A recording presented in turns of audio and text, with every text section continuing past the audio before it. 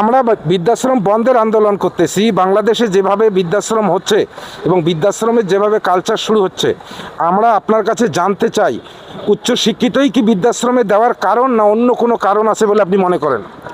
আমি আসলে এই ব্যাপারটার সাথে 100% একমত নই।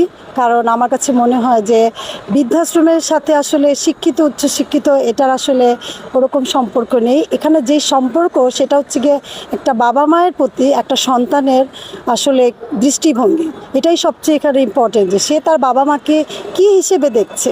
কারণ আমরা অনেক জায়গায় দেখছি যে বাবা মা হচ্ছে গিয়ে অনেক সন্তানের জন্যই খুবই একটা প্রিশিয়াস থিংস, যেটা হচ্ছে কি তারা সারা জীবন কি মৃত্যুর পরেও বাবা মার জন্য দোয়া করতে থাকে।